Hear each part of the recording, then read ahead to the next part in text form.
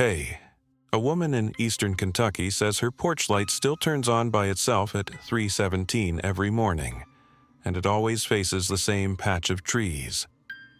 The bulb has been disconnected from the switch since 2 winters ago. Her husband checked the breaker box himself, twice, in the rain, with a flashlight in his teeth. It didn't matter. The light still came on, same minute, same angle, like something was checking to see if she was still there. She still lives in that house.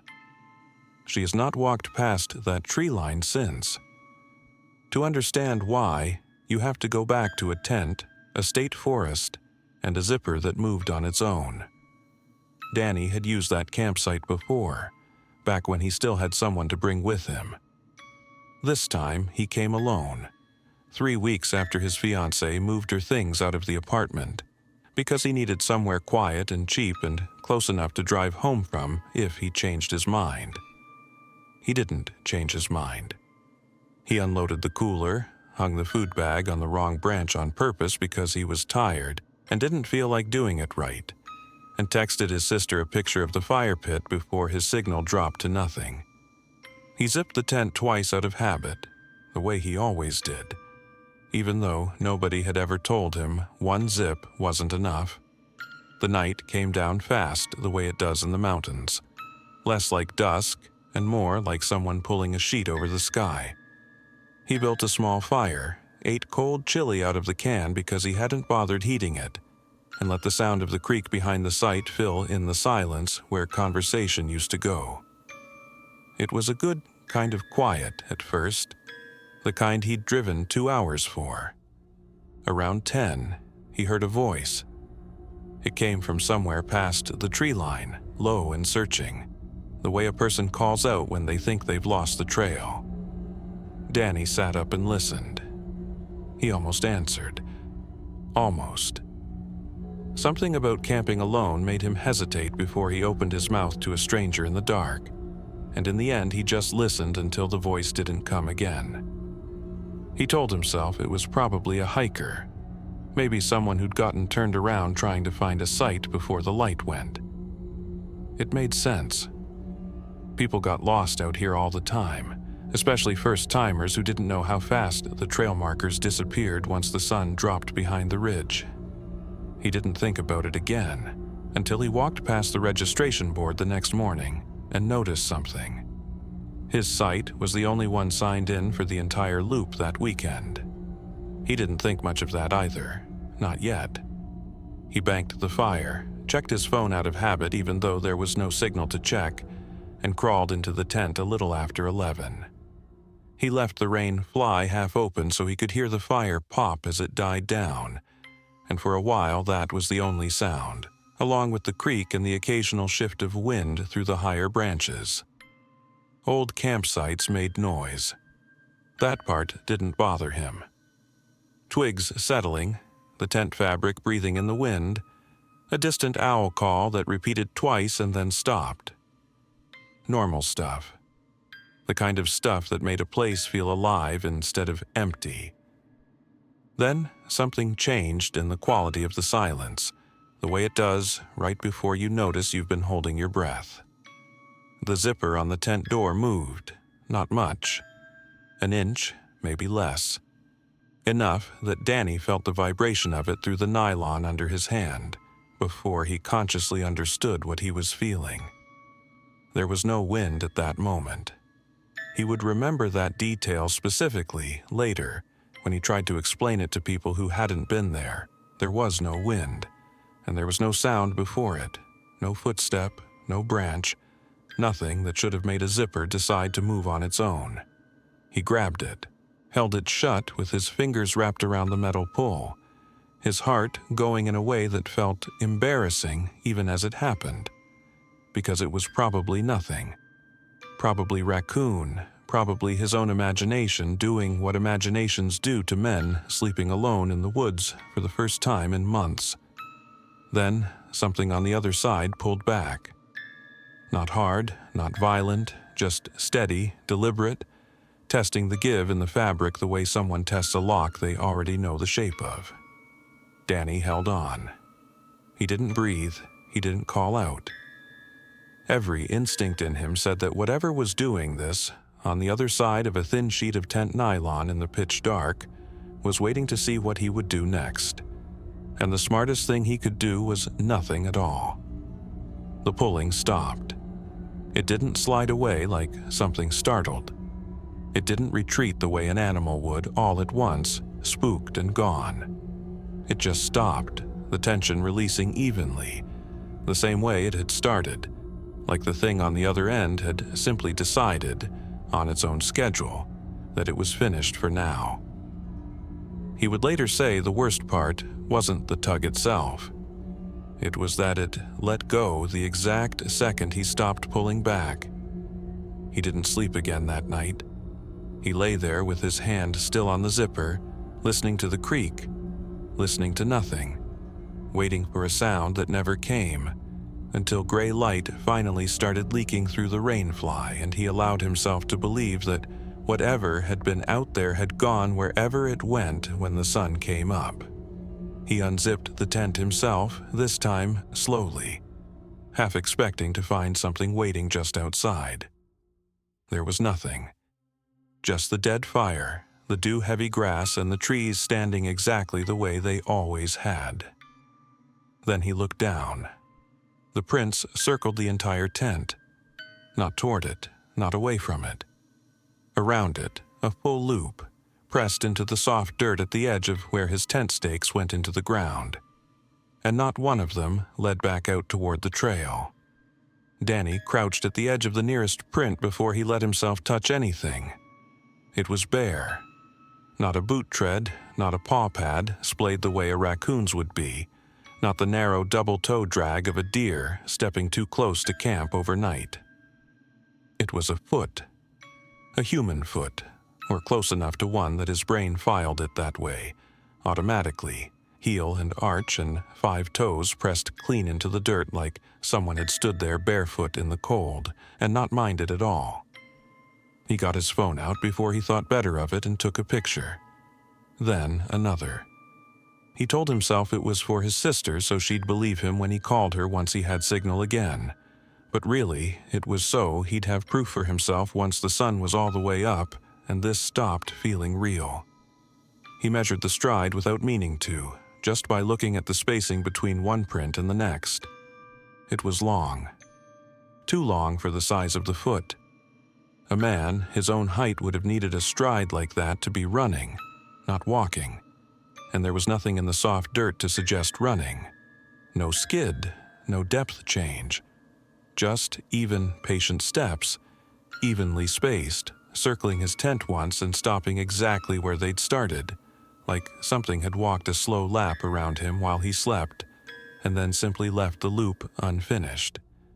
He broke camp faster than he'd ever broken camp in his life. His hands were shaking in a way the cold didn't explain, and it took him 3 tries to get the tent stakes free because he kept looking over his shoulder at the tree line instead of at what he was doing. His truck wouldn't start. The battery had died sometime overnight. Nothing sinister about it, he told himself. Old truck, cold snap. He'd left the dome light on longer than he meant to the night before, while he dug through his glove box for a lighter, but it meant he was stuck at that site for another hour, in full daylight, waiting on a ranger truck to come jump him. And for the first time since he'd woken up, he had time to actually think about what he was looking at. The ranger who showed up was younger than Danny expected. Easy enough about the dead battery, less easy once Danny showed him the photos. He didn't say much at first. He looked at the prints in person, walked the loop around the tent slower than Danny had, and crouched down at one print in particular the way you'd look at something you already half recognized but didn't want to. "We tell people not to camp alone past the second gate," he said finally, not quite looking at Danny when he said it. Can't exactly put that on a sign, though. Danny asked him why not. The ranger just shrugged and said the site was still technically fine, technically legal, technically nothing wrong with it on paper. He said it in a way that made clear there was a difference between technically and actually, and he didn't offer to explain which side of that line Danny had been sleeping on. They got the truck started. Danny thanked him, took one more look at the loop of prints before he pulled out, and told himself he'd let it go once he was back on pavement, back where his phone worked and the woods were something you drove past instead of something you slept inside of. That should have been the end of it. It wasn't quite. He stopped at the ranger station on his way out, mostly out of nerves, mostly to ask if anyone else had been assigned to that loop the night before, because the voice he'd heard past the tree line had to belong to somebody. The woman at the desk pulled up the registration log without much interest, scanned it, and told him what he already suspected. His site had been the only one signed in for the entire loop that weekend. He asked to see the sheet anyway. She slid it across the counter without really looking at it. There was a coffee ring stain pressed right over his check-in date. Old, brown, fully dried into the paper. The kind of stain that takes hours to set that deep. Danny remembered signing that page himself the afternoon before, at a clean desk, with a full cup of coffee in his other hand that he hadn't spilled a drop of. He didn't say anything about it.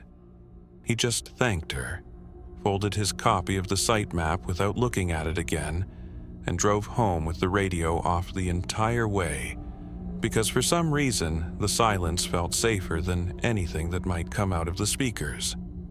He never went back to that site. He still camps sometimes when friends talk him into it, but never alone anymore, and never without checking the tent zipper by feel before he lets himself fall asleep, pulling it down slow, listening for anything that answers back before he ever lets go.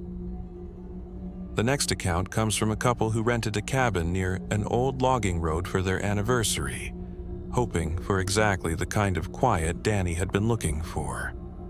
What they found followed a much quieter pattern, but it started the same simple way most of these stories do, with a door that wouldn't stay shut. Mara noticed the door first. It was small enough that she almost didn't mention it. The back bedroom door in the cabin they'd rented, standing open maybe an inch, no matter how many times she pushed it shut on her way past. She figured it was the frame settling, the way old cabins do, wood swelling and shrinking with the weather until nothing sits quite square anymore. She latched it a third time before dinner, and didn't think about it again until later that night, when she noticed it standing open again, same inch, same angle, like it had never been closed at all. She and Josh had booked the place 2 months earlier, off a small rental site that didn't have many photos and even fewer reviews, mostly because it was cheap for what it promised. A real off-grid cabin. No neighbors for a mile in any direction. A ridge view that looked incredible in the 2 pictures the listing did have. It felt like exactly what their anniversary needed. Quiet. Away from phones. Away from the noise of the last year, which had been harder on both of them than either wanted to admit out loud. They settled in the way people do the first night somewhere new.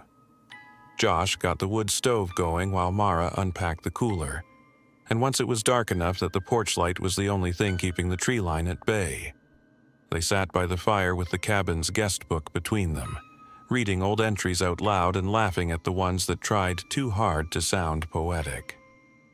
A few pages in, Mara noticed one had been torn out clean, right at the binding, no ragged edge, like someone had wanted it gone rather than simply lost. She mentioned it to Josh. He shrugged and said, probably somebody wrote something embarrassing.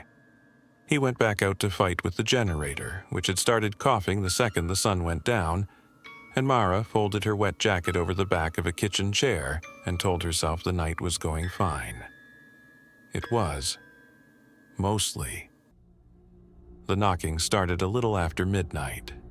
3 taps, evenly spaced, coming from somewhere behind the headboard in the bedroom they were actually sleeping in. Not the back room, not yet.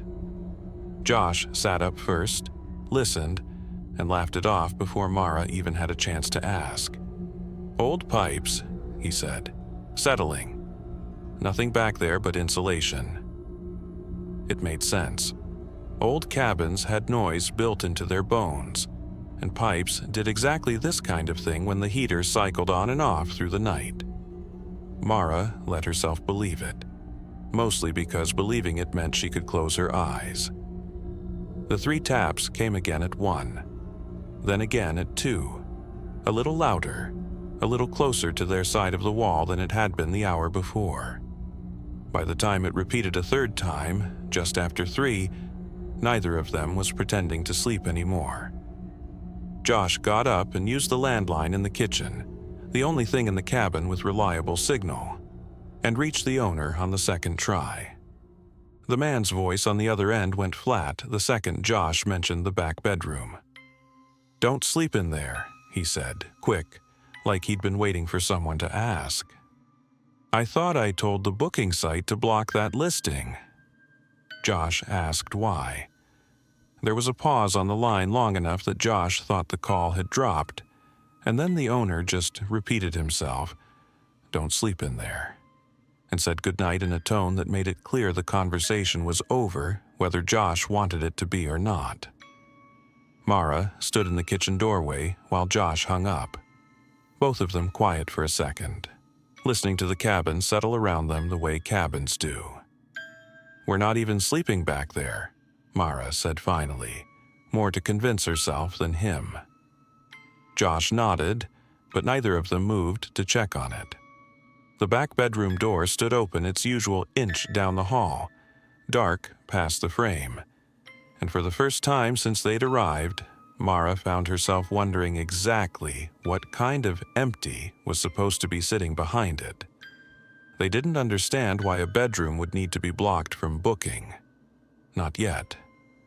But something in the way the owner had said it, fast, clipped, already ready to hang up, told Mara it wasn't the kind of question either of them wanted answered at 3 in the morning, in a cabin a mile from the nearest neighbor, with the wind starting to pick up outside the windows and the porch light buzzing its same steady buzz against the dark. Neither of them slept much after the call. Mara lay listening to the wind pick up outside, watching the ceiling for a while before she gave up and went to the kitchen for water, moving quietly so she wouldn't wake Josh, who had finally drifted off sometime past 4. On her way back, she passed the dresser in the hallway and noticed something wedged behind it, pale against the dark wood floor, a balled-up page, crumpled tight like someone had wanted it thrown away rather than simply removed. She recognized the paper before she even smoothed it out. It matched the guest book. Most of the writing had smeared past reading, water damage, or just age, but one line near the bottom had survived clean enough to make out, "Don't answer the second knock." She didn't wake Josh with it. She folded the page and set it on the kitchen counter, telling herself she'd ask him about it in the morning, once there was daylight to make the whole thing feel smaller than it currently did. She went back to bed. She didn't fall asleep again. The knocking came back around 5, but this time it wasn't behind the headboard in the back room. It was in their room. 3 taps, same rhythm, coming from the wall directly behind where Mara's head lay on the pillow, so close she felt it as much as heard it. She didn't move. She lay there with her eyes open, counting the taps the way you'd count something you were scared to stop counting. And when the 3rd one finished, she made herself lie perfectly still and wait. Nothing answered. Nothing needed to. The silence afterward felt worse than the sound had. By the time real morning came, gray and thin through the curtains, both of them were awake, and both of them had quietly decided, without saying so out loud, that they wanted to leave. That decision ran straight into a problem. The rain that had started overnight had done exactly what rain does to a gravel logging road on a mountainside. Washed out the turnoff enough that the truck's tires spun uselessly the one time Josh tried easing it forward to check. There was no cell signal at all, not even the single flickering bar they'd had the day before. they weren't stuck permanently, but they weren't leaving before the ground dried out either, and that meant at least another full day inside a cabin neither of them wanted to be in anymore. Josh, restless, and needing something to do that wasn't sitting and listening to the house, decided to check the back bedroom properly. Mara told him not to. He went anyway, the way people do when staying busy feels safer than staying still. He came back paler than she'd seen him in years. The room wasn't empty storage the way the owner had implied. There was a bed in there, made, dusty, but arranged, blankets tucked, a pillow set square against the headboard, like whoever last used that room fully intended to come back and sleep in it again. Nothing about it looked abandoned. Everything about it looked paused. Mara made herself go look, because not looking felt worse than looking. The dust across the blanket was undisturbed except for one place. A single indentation pressed into the pillow, roughly the size and shape of a head, the kind of impression that takes weight and time to leave and doesn't just settle into dust on its own. No one had slept in that room in what looked like years. The dust said so plainly enough. And yet, there it was, waiting in the exact center of the pillow like someone had only just gotten up. Neither of them spoke for a long moment. Josh backed out of the room first, and this time, neither of them bothered pretending the door needed to be shut. It didn't matter anymore whether it latched. Later that afternoon, once the rain let up enough for one weak bar of signal to flicker across Josh's phone, he pulled up the rental listing again, out of some need to check that what they'd booked matched what they were living inside of. The photos loaded slow, one at a time. The living room, the kitchen, the porch, the ridge view. The back bedroom wasn't there. Not blurred, not removed recently with an edit history he could catch. Just absent, like it had never been part of the listing at all. Like the version of this cabin the internet remembered didn't include that room, that bed, or whatever still expected to use it. They left the second the ground was dry enough to risk it, Josh driving slower than he needed to, both of them quiet the whole way down the mountain. Mara never told anyone the full story afterward without leaving parts out. But she still counts knocks under her breath when she hears them anywhere now. In her own house, in hotel rooms, in friends' apartments. Waiting, every time, to see if a third one comes. They never booked another off-grid cabin without calling the owner directly first, voice to voice, long before they left home. The next account moves off the mountain and onto the road, a home health aide taking a shortcut she'd driven dozens of times before, on a night when the shortcut stopped behaving the way a road is supposed to. Rachel had driven that shortcut more times than she could count, cutting through the ridge instead of looping the long way around on the state highway, because her last patient of the night lived far enough out that 15 minutes mattered. She topped off gas at the same lonely station she always used, the one with a bell over the door and a clerk who barely looked up, and bought a coffee she knew would taste burnt before she even poured it. The radio in her car had been fading in and out since the second ridge, the way it always did out here, static creeping in under the DJ's voice until it swallowed him whole somewhere past the old sawmill turnoff. She kept a paper map folded in the glove box for nights like this, because her phone's GPS liked to reroute her onto a road that, as far as she could tell, didn't actually exist. A thin gray line on the screen that cut through what should have been solid mountainside. She'd learned to ignore it.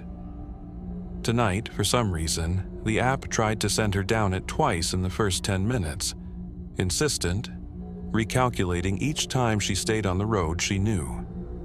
The first time she saw him, she almost stopped. He was standing at the edge of the shoulder, barefoot, no vehicle anywhere near him. The kind of stillness that made her first assumption a stranded motorist rather than anything stranger. She slowed instinctively, already reaching to roll her window down and ask if he needed help, and by the time her headlights swept fully across the spot, there was nothing there. No shape stepping into the tree line, no sound of someone moving off the road. Just empty shoulder, gravel, and the dark closing back in behind her taillights.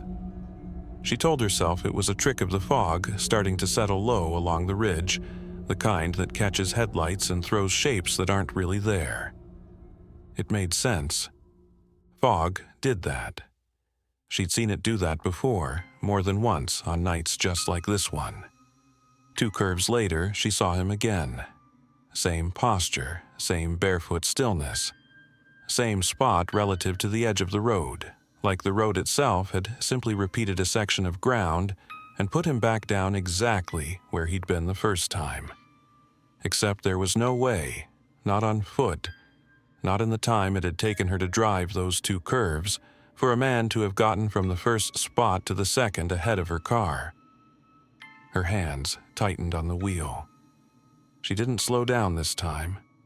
She kept her speed steady and her eyes forward, telling herself the same story about fog, about shadows, about tired eyes playing tricks after a long shift. Even as some older, quieter part of her understood that fog didn't explain a man standing in the exact same posture twice. The radio caught a stray burst of CB chatter somewhere in the static. Truckers talking low mile markers and road conditions, and one voice cut through clearer than the rest. Close enough that she caught the whole sentence before it dissolved back into noise.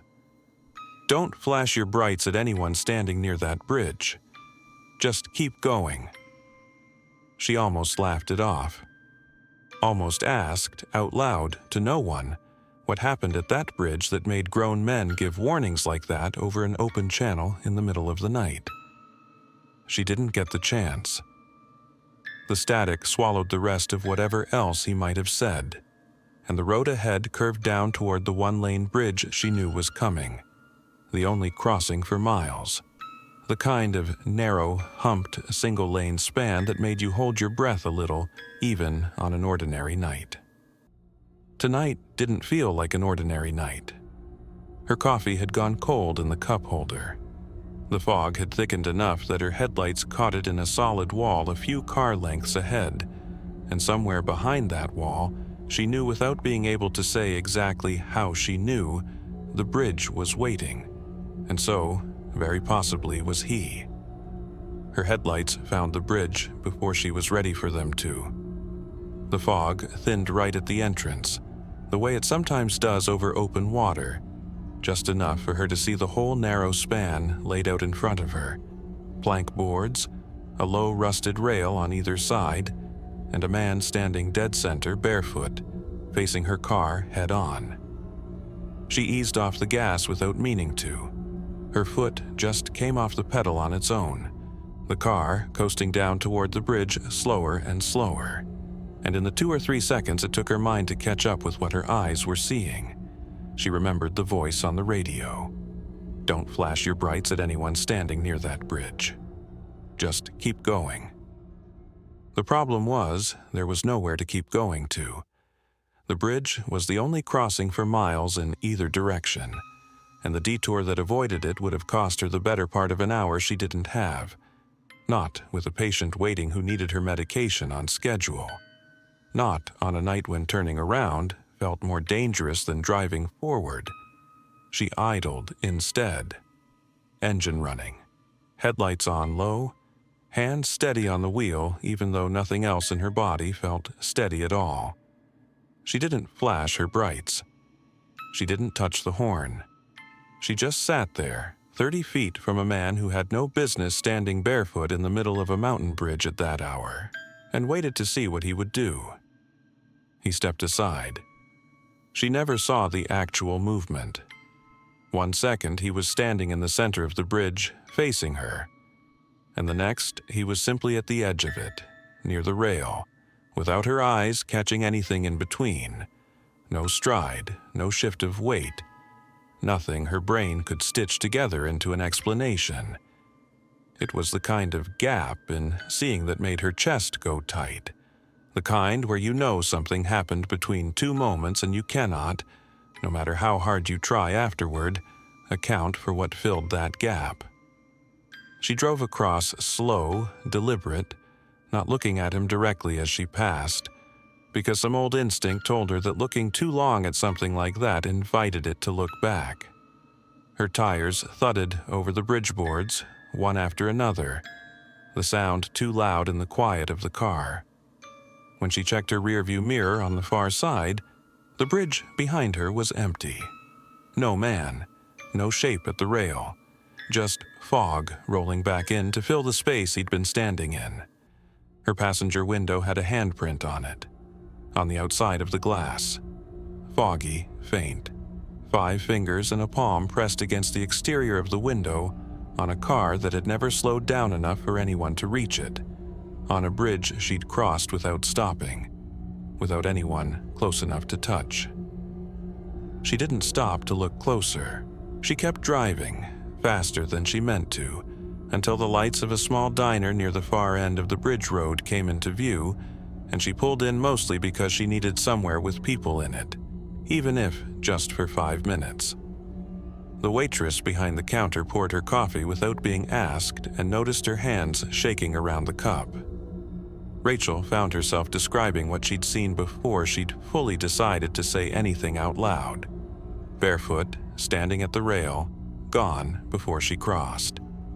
The waitress went quiet. She set the pot down on the warmer a little too carefully, like she needed both hands free for a second, and said that a man matching that description had gone missing off that bridge decades back. She didn't offer a name. She said it the way people say things they've decided not to look into any further, and when Rachel asked more, she just topped off the coffee that didn't need topping off and changed the subject to the weather. Rachel drove the bridge again the next morning, in daylight, on her way back from the patient's house, mostly because she needed to see it without Tog swallowing half of it. It was shorter than she remembered. Barely more than a car length, over dry, low water, with a shoulder so narrow on either side that no one could have stood there the way he had, not without one foot hanging over open air.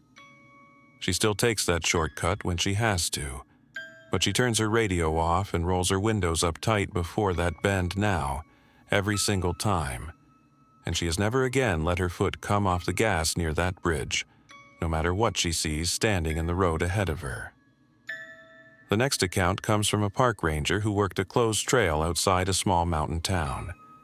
A man used to explaining away strange things in the woods for a living, until one whistle made that job impossible. Ranger Tom Whitfield had 6 years in that park by the time the storm came through, enough seasons under his belt that very little about the woods still surprised him. He'd pulled hikers off ridgelines in lightning, hauled a broken ankle out on a makeshift litter, and sat through more false alarms about mountain lions than he could count. He knew what real trouble sounded like out here, and he knew what was usually just wind, water, and tired imaginations. The storm that hit that week had been bad enough to close half the eastern trail system, downed trees blocking access points. A section of the main canyon trail washed out where the creek had jumped its banks overnight. Tom's job the next morning was simple and unglamorous. Check storm damage, note washed-out culverts, flag anything that needed a crew before the trail could reopen. He radioed in his position before he started, the way protocol required, and topped off his thermos with coffee that had gone bitter, sitting on the station burner too long. The canyon section was worse than he'd expected. A section of switchback had sheared clean off the hillside, taking the trail marker post down with it, and he made a note to flag the whole segment as unstable until an engineer could look at it. He was crouched over his notebook, boots soaked through from wet leaves when he heard the whistle. 2 short, 1 long. He knew that pattern the way you know a phone number you dialed for years. Not because he'd memorized it on purpose, but because it had been drilled into every search briefing 3 years earlier, back when they were combing this exact canyon for a missing hiker who never made it out. That whistle had been the man's signal to his search team, the one he'd used with his own group before he ever went missing, the one every ranger on that search had learned to listen for. The hiker had been found, not alive, and not in this canyon, recovered a full ridge over, weeks after the search wound down, in a spot no search grid had ever covered. The case had been closed a long time. Tom checked his radio out of pure procedure, assuming another ranger or a stray search and rescue volunteer must be somewhere nearby running some kind of drill nobody had told him about. Nothing came back but a burst of static. He called again. Same static, longer this time, like the channel itself was thinking about whether to answer. He told himself someone from the volunteer crew was testing old equipment, some leftover unit from that search still floating around in a supply closet somewhere. It was possible. Departments held onto old gear longer than they should.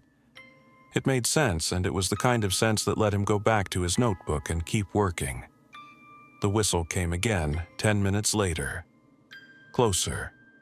From a different direction than before, from deeper into the canyon, past the section that had sheared off in the storm, a stretch of trail that was now, by any practical measure, unreachable without climbing gear nobody carried on a routine damage check.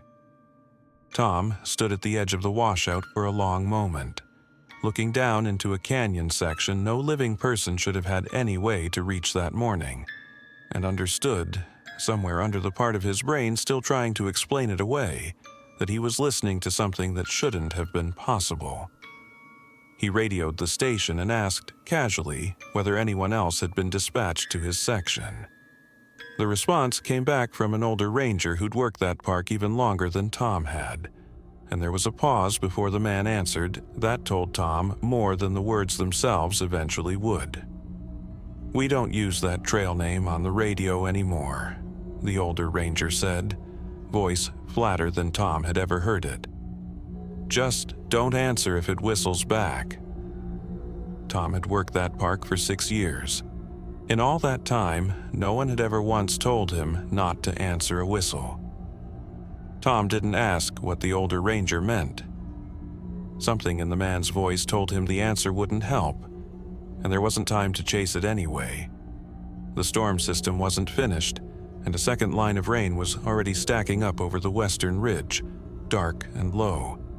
The kind that would finish washing out what was left of the access road if he didn't get his truck back across it soon. He packed up his notes, flagged the unstable switchback with tape, and made the mile hike back to where he'd parked, boots squelching the whole way. The rain caught him half a mile out, hard and sudden, and by the time he reached the truck, the gravel turnout had already started to soften under standing water. He didn't try the washed-out crossing that night.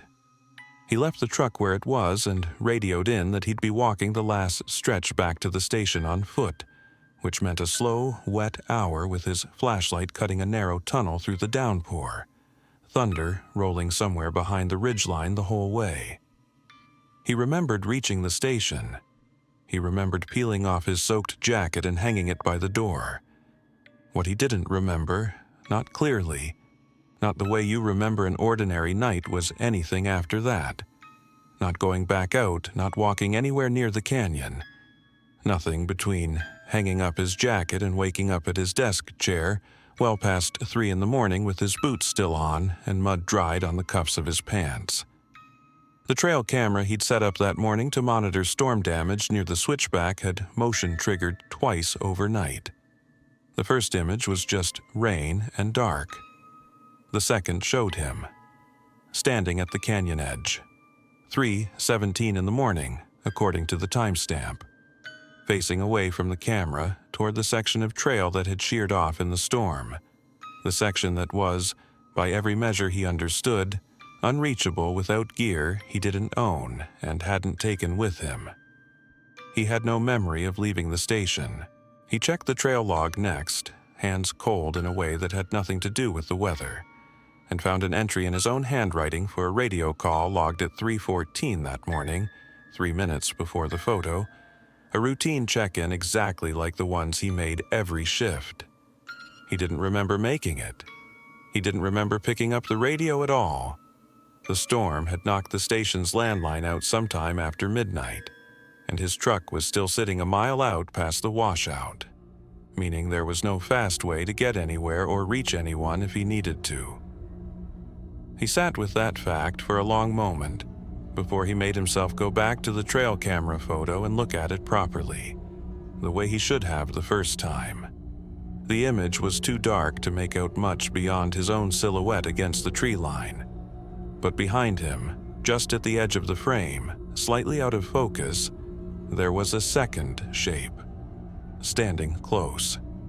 Not touching him, just close, the way you stand near someone you know well enough not to need distance from. Tom pulled the old search and rescue records the next chance he got, mostly out of a need to prove to himself that the whistle pattern was coincidence, that it belonged to some general signal everyone used, and not specifically to the hiker who died in this park 3 years back. The records didn't cooperate. The radio unit assigned to that hiker, the exact model, the exact frequency, the one whose whistle pattern every ranger on that search had learned by heart, had been logged as destroyed during equipment disposal after the recovery. Not retired, not returned to supply. Destroyed, with a date and a signature, closing that chapter as completely as paperwork could close anything. Once the canyon reopened after cleanup crews cleared the debris, Tom walked the section himself, alone, in full daylight, needing to see it with his own eyes. There were no boot prints anywhere along that stretch except the old weathered ones from the original search years earlier, half erased by seasons of rain, and impossible to have survived this clean if anyone had walked through recently. His radio, back at the station that evening, produced a burst of static that he almost ignored out of habit. He didn't ignore it. He recorded it on his phone instead, and later slowed all the way down. It resolved into something with rhythm. 2 short, 1 long. He requested a transfer that spring to a district 2 counties over, citing reasons that had nothing to do with any of this. Nobody at his old station questioned it much. And in the years since, according to people who still work there, no ranger assigned to that section has used the old trail's original name over the radio again. Not out of any rule written down anywhere.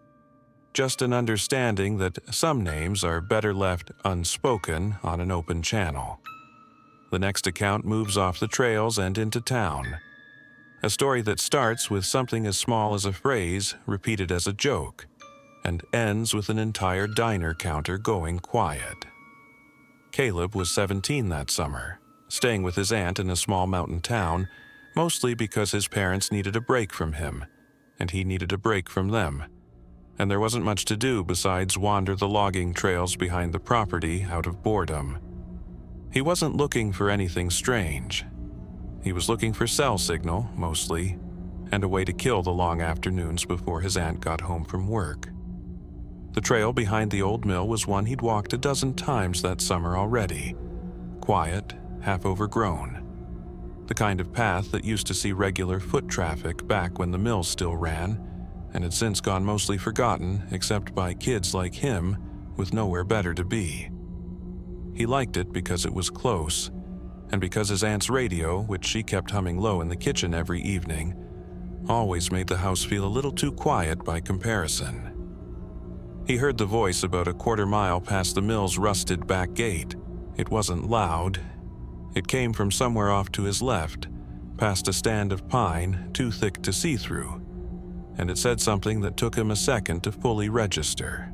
A phrase, short, almost like a name, except it used his name wrong, the way a stranger might if they'd only heard it secondhand and gotten the emphasis slightly off. He stopped walking. He almost answered, the way you do when someone calls out something close enough to your name that ignoring it feels rude. He didn't answer. He told himself it was probably another kid messing around. Maybe someone hiding in the trees trying to spook him. And he kept walking without looking back, the phrase sitting oddly in his head the rest of the way home. That evening, Mostly as a joke, he repeated it to the waitress at the diner while his aunt paid the check. He didn't think much of it. He said it lightly, half laughing. The way you repeat something strange you heard, just to see what someone else makes of it. The waitress dropped the coffee pot she was holding. It shattered on the tile behind the counter, coffee splashing up her apron, and for a second the whole diner went quiet except for the fluorescent hum overhead. She didn't apologize for the mess the way people usually do. She just stared at Caleb for a long moment, said nothing, and disappeared into the back without explaining herself, leaving another employee to clean up the glass. His aunt didn't say much on the drive home. She waited until they were inside, until the door was locked and the porch light was on, before she brought it up at all. People around here don't say what's past the mill trail out loud, she told him, quiet, not looking at him directly. You shouldn't either. He wanted to ask why it mattered, why 4 words could make a grown woman drop a full pot of coffee without a word of explanation. He didn't get the chance to ask much of anything. His aunt had already reached over and clicked off the porch light, something she never did before 9, and the house went dark around them in a way that made the question feel smaller than it had a minute ago. He lay awake that night longer than he meant to, turning the phrase over in his head, listening to the ordinary sounds of his aunt's house. The radio she'd left humming faintly in the kitchen, the old refrigerator cycling on, a truck passing somewhere down the road. Nothing strange happened. Nothing needed to yet. The stranger part, he'd realize later, wasn't what happened that night. It was how carefully everyone in town seemed to be avoiding a conversation about 4 words a stranger had said to a teenager in the woods behind an abandoned mill. He didn't bring it up again for a few days, but he didn't forget it either, and eventually curiosity did what curiosity does to 17-year-olds with too much free time, and an attic full of his aunt's old boxes just waiting to be gone through on a slow, rainy afternoon. The attic was where his aunt kept everything she didn't have room for downstairs. Old furniture, boxes of Christmas decorations, a few crates of yellowed newspapers she'd never gotten around to throwing out. Caleb went up there on a rainy afternoon mostly out of boredom, the kind of restless boredom that makes a teenager start opening boxes just to see what's in them. Most of it was nothing. School photos, tax records older than he was, a shoebox of cassette tapes with handwritten labels he didn't recognize. Near the bottom of one crate, though, folded inside a plastic sleeve like someone had wanted it protected rather than simply kept, was a newspaper clipping gone soft and brittle at the edges. It was a short piece, maybe 15 years old by the paper's yellowing, about a mill worker who'd gone missing decades earlier. Vanished during a shift change, according to the article, last seen walking toward the trail behind the property, never found, despite a search that lasted weeks. What caught Caleb's attention wasn't the disappearance itself. It was a quoted line near the bottom, something the man had reportedly said to a co-worker in passing not long before he vanished. The exact phrase Caleb had heard in the woods, word for word, down to the same odd emphasis that had made it sound like his own name said wrong. He sat with that for a long moment before he looked at the photo accompanying the article. It was small, grainy, black and white, the kind of company portrait mills used to keep on file. But the face in it stopped him cold. It was the same figure he'd glimpsed at the tree line the evening he'd heard the phrase. Younger in the photo, decades younger, but unmistakably the same face, the same set of the jaw, close enough that it couldn't have been coincidence, even accounting for how brief and half-lit his glimpse in the woods had actually been. He brought the clipping downstairs eventually, though not right away, and not directly to his aunt. He tried the sheriff's office first, mostly out of some vague teenage instinct that this was the kind of thing adults were supposed to look into. The deputy on duty told him the sheriff himself was out of the county for the week, and the deputy filling in didn't seem inclined to do much beyond taking Caleb's name down and telling him they'd look into it. Cell service near the mill trail had never been reliable, the deputy added, almost as an aside, like that fact alone explained most of what people around town chose not to worry about. It was his aunt, in the end, who got the waitress to talk, gently, carefully, over coffee at the counter on a slow weekday morning when the diner was mostly empty. The waitress didn't want to. Caleb watched from a booth, close enough to hear most of it, as she finally admitted, in a low voice, that her own mother used to hear that same phrase near the mill every summer growing up. Always around the same time of year. And every time it happened, according to her mother, something bad followed within a few days for someone in town. Nothing the woman would specify further, just a pattern she'd apparently learned young enough to never question. The mill trail sign was repainted not long after that. A fresh, closed notice nailed up where the old faded one had been peeling for years. It was the first time in the whole summer Caleb had seen anyone in town openly acknowledge that the trail existed at all, let alone that there was a reason to keep people off it. His aunt never went back to leaving the porch light on past 9. Caleb noticed it every night for the rest of that summer. The house going dark early and staying that way. No explanation offered, and none asked for anymore. The diner waitress still won't discuss it if you ask her directly, according to people who've tried since.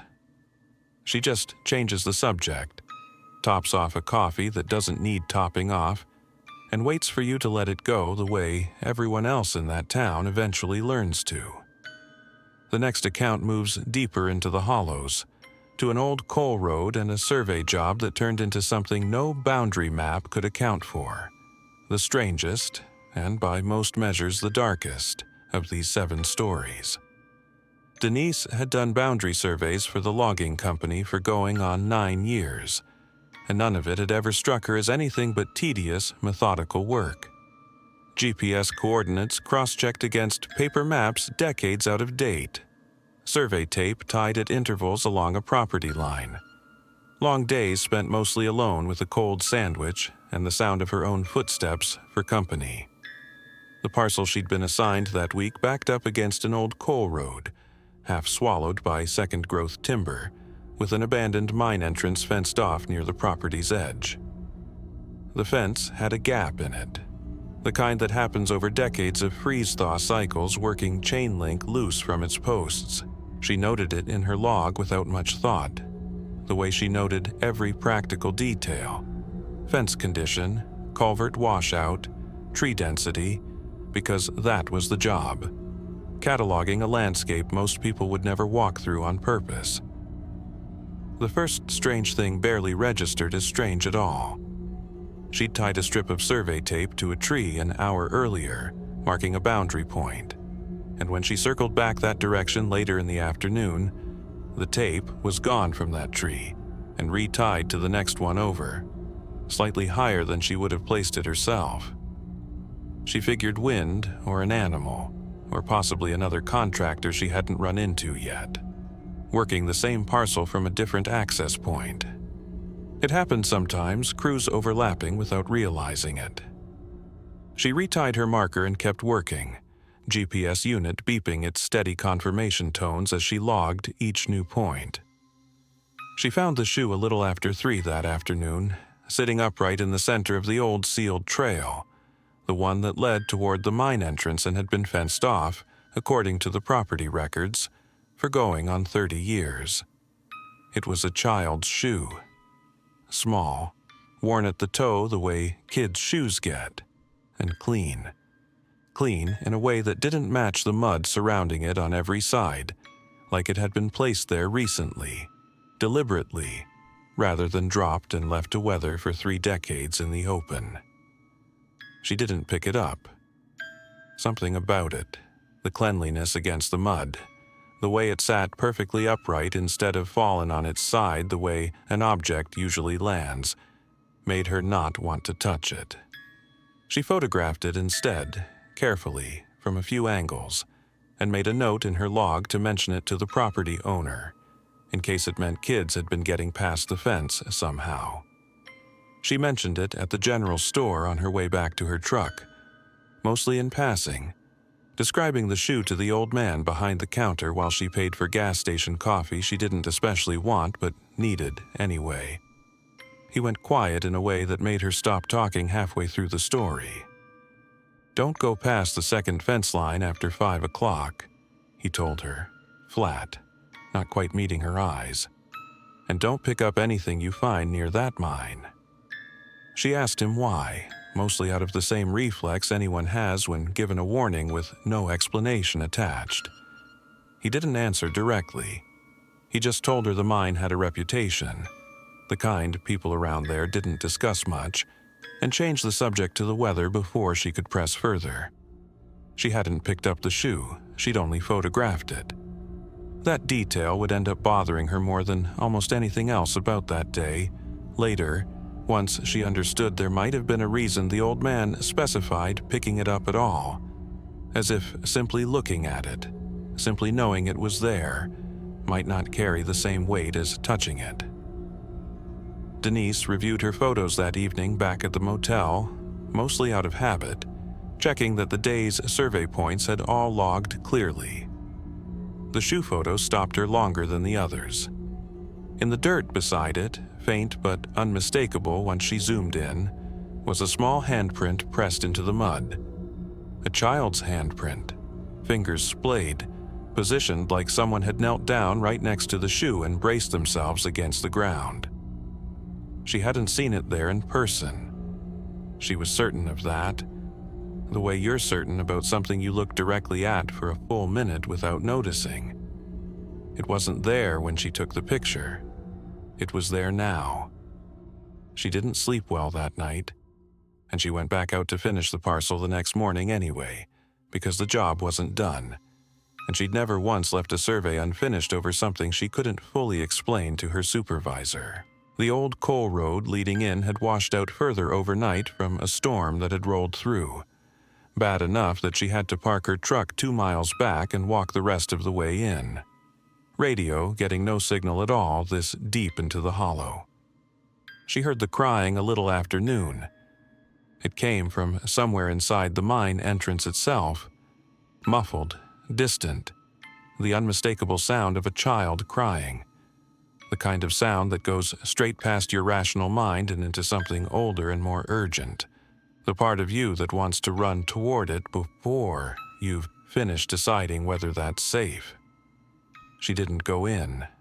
The fence, gap and all, still stood between her and the entrance, and something about the sound, the way it seemed to come from deep underground rather than just past the opening, kept her rooted exactly where she was. She checked the mining records a few days later, once she was back somewhere with real internet access, unable to let the shoe and the crying and the handprint sit unexamined any longer. The records were old, scanned from paper, half the entries barely legible. But one entry from the 1950s stood out clearly enough. A child had gone missing near that exact mine entrance, never recovered despite a search, and the mine had been sealed shortly afterward. Not, according to the paperwork, for structural safety, but at the family's request. She went back to check her original survey tape one more time before finishing the parcel, needing to see the boundary line completed properly. The tape she'd personally retied the day before had been moved again, a third time, tied now in a pattern across 3 separate trees that didn't spell anything she recognized but was too deliberate, too evenly spaced, to be wind or animal disturbance. Her supervisor's records, when she pulled them for reference, showed something that unsettled her more than almost anything else. That boundary line had been surveyed and resurveyed 6 separate times over 30 years by 6 different contractors, and every single survey stopped incomplete at almost exactly the same point near the mine. Different people, different decades, different equipment, always halting at the same invisible line like Something about that stretch of ground refused to let itself be finished. Denise finished her own portion of the survey from old photographs and archived maps instead, working from her truck rather than walking the final stretch in person. She never went back to walk that section of trail on foot again, and when the survey was submitted, that same portion near the mine remained, once more, quietly incomplete. Denise didn't think about the mine much once the survey was filed, and the job moved on to the next parcel. She told herself the crying had been an animal, echo playing tricks in a mine shaft, the way sound behaves strangely underground. She told her husband a shortened version of the story, leaving out the handprint, leaving out the shoe, and let the whole thing settle into the back of her mind the way most unexplained things eventually do when there's a mortgage and a daughter's soccer schedule to think about instead. Months later, her daughter found a shoe on their own front porch. It was small, a child's size, though her daughter was 11 by then and hadn't worn shoes that small in years.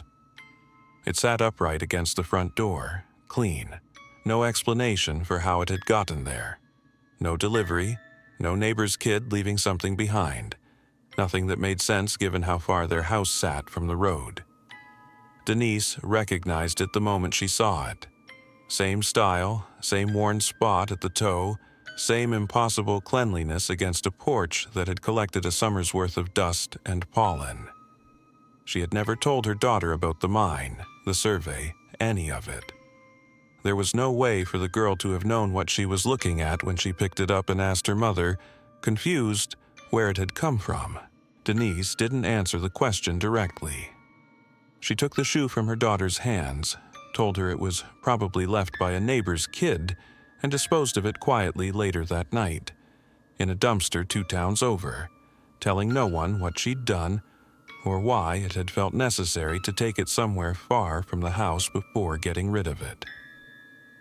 The following year, the logging company quietly redrew the boundary maps for that parcel, excluding the mine section entirely from any future survey work. Denise never asked why, and nobody offered an explanation. It simply stopped appearing on the paperwork, the way that stretch of trail had always seemed to resist being fully documented anyway.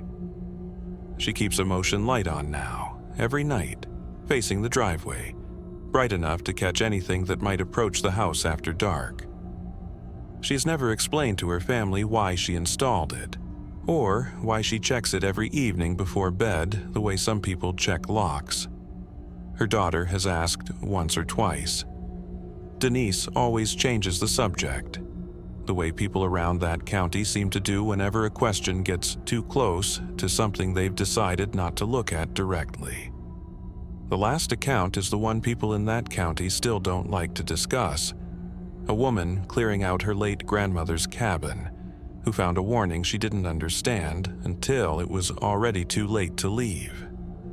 Ellen drove up to her grandmother's property on a Friday afternoon, alone, with a truck bed full of empty boxes and a weekend set aside to start clearing the cabin out before the land sale closed the following month. It wasn't a task she was looking forward to. Her grandmother had passed that spring, and going through the woman's things felt less like cleaning and more like saying goodbye all over again, room by room. The cabin sat deep in a hollow that had been in her family for 3 generations, the kind of property that had never quite made it onto reliable GPS, tucked back far enough that her phone lost a signal a full mile before the driveway. She didn't mind. She'd grown up visiting this place every summer, and some part of her still knew every creak in the porch boards without needing to think about it. She spent the first afternoon on ordinary things, airing out musty quilts that had sat folded in a cedar chest for years, restarting the wood stove for warmth against the evening chill, sorting through boxes of photographs she planned to take home rather than leave for the new owners.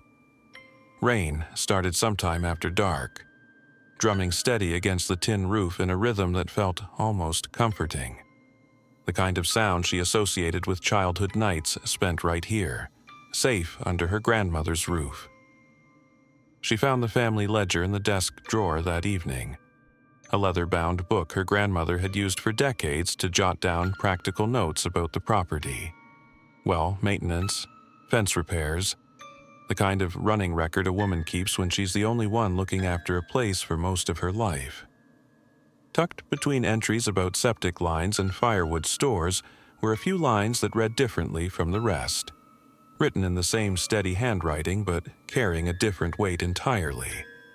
One line, near a page marking the desk's locked drawer, read simply, "Do not open, not while the porch light is off."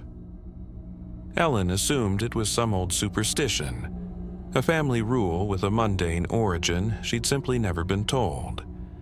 Maybe something to do with keeping valuables safe, or an old habit from a break-in decades back that had calcified into ritual. She made a mental note to ask her mother about it and went to bed without giving it much more thought. The next morning, in full daylight, curiosity got the better of her. She unlocked the drawer using a key she found in her grandmother's jewelry box, telling herself the warning obviously didn't apply during the day, whatever its original point had been. Inside were old documents, deeds, letters, a handful of photographs, and, folded separately from the rest, a single sheet of paper with a phrase written on it in her grandmother's hand. Ellen didn't recognize it at first. She had never heard the story of a mill worker 2 counties over, never read a newspaper clipping about a phrase whispered in the woods behind an old mill. She had no way of knowing the words in front of her matched, almost exactly, something a teenage boy had once repeated as a joke to a diner waitress who dropped a full pot of coffee at the sound of it. She closed the drawer that evening once the light outside had faded, not thinking much of the timing. The porch light, which had worked fine every night since she'd arrived, went dark at exactly 3:17 that morning.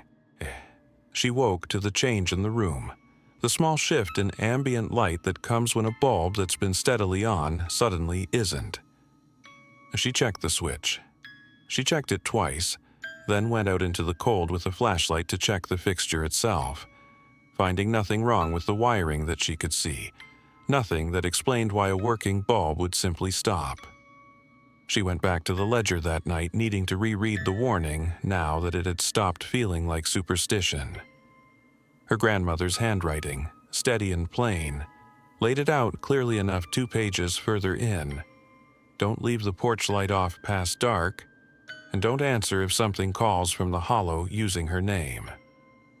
Ellen had always thought her grandmother was simply careful, the kind of woman who locked doors twice and kept a rifle by the door out of old habit rather than fear.